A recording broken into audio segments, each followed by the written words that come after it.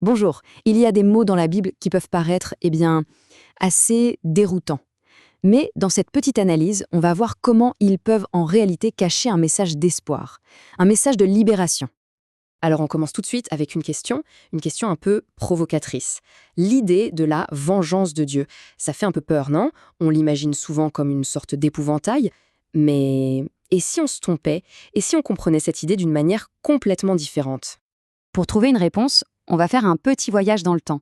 Direction l'Ancien Testament, à la rencontre du prophète Isaïe. On est au 6e siècle avant notre ère, à un moment très difficile, l'exil à Babylone. Et voilà le verset qui est vraiment la clé de tout. Il faut s'imaginer la scène. Isaïe parle à un peuple qui a complètement perdu courage, qui a, comme il le dit, les mains défaillantes. Et là, pour les rassurer, qu'est-ce qu'il annonce? Pas une punition, non, mais une promesse. La vengeance de Dieu, ici, c'est un acte de salut. Et c'est là que tout bascule. La distinction est radicale. Le texte d'Isaïe est super clair là-dessus. La vengeance divine, ce n'est pas une vengeance contre les gens, c'est une vengeance contre le mal qui leur fait du mal. Et ça change absolument toute la perspective. Ce qui est génial, c'est qu'Isaïe ne reste pas dans l'abstrait, pas du tout. Il donne une définition super concrète de cette vengeance. Pour lui, la revanche de Dieu, c'est quoi? C'est la fin du mal, c'est la guérison, c'est la restauration, c'est la libération de tout ce qui peut humilier une personne, que ce soit physiquement ou moralement. Alors attention, il faut bien comprendre que cette idée, elle n'est pas tombée du ciel. C'est le résultat d'un long cheminement. Au début, c'est vrai, on avait tendance à imaginer un Dieu qui se venge un peu, comme nous, les humains. Mais c'est grâce au prophète que le sens de ce mot a été complètement retourné pour révéler un Dieu différent, un Dieu tel qu'il est vraiment, et pas juste une projection de nos propres colères. Allez, on continue. On va voir maintenant que ce thème de la libération, il est vraiment au cœur de tout, même dans d'autres mots très importants de la Bible. Prenons le mot « racheter ». Ça vient d'une vieille règle de la loi juive. Il y avait le Goël, c'était le plus proche parent. Son rôle, c'était d'intervenir pour libérer un membre de sa famille qui était tombé dans l'esclavage pour dette, par exemple. Et là, le coup de génie d'Isaïe, c'est d'appliquer ce terme à Dieu.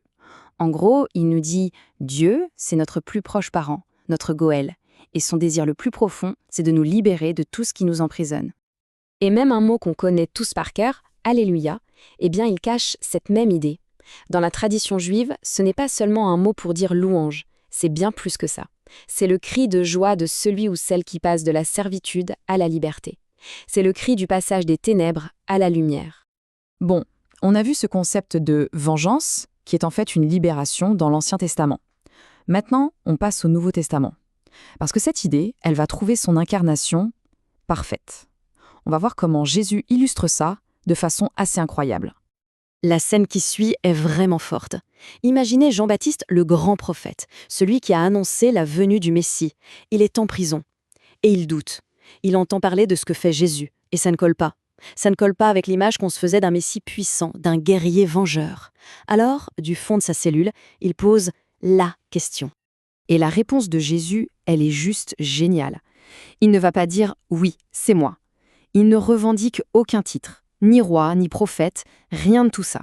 Il fait quelque chose de beaucoup plus puissant. Il laisse ses actions parler pour lui. Regardez bien cette liste, ça ne rappelle rien. Mais si, bien sûr, c'est Isaïe, mot pour mot.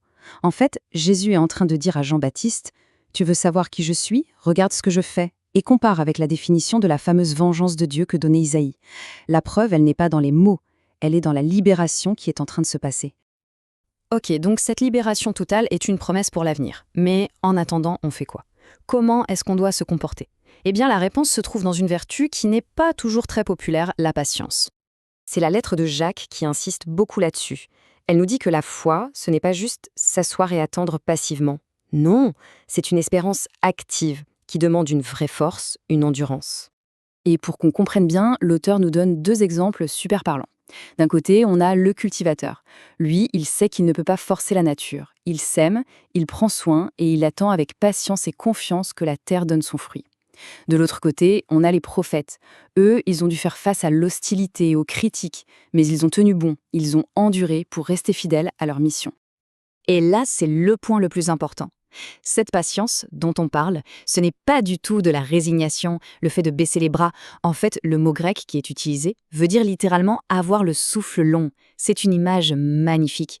Ça veut dire que la foi, ce n'est pas un sprint de 100 mètres. C'est un marathon.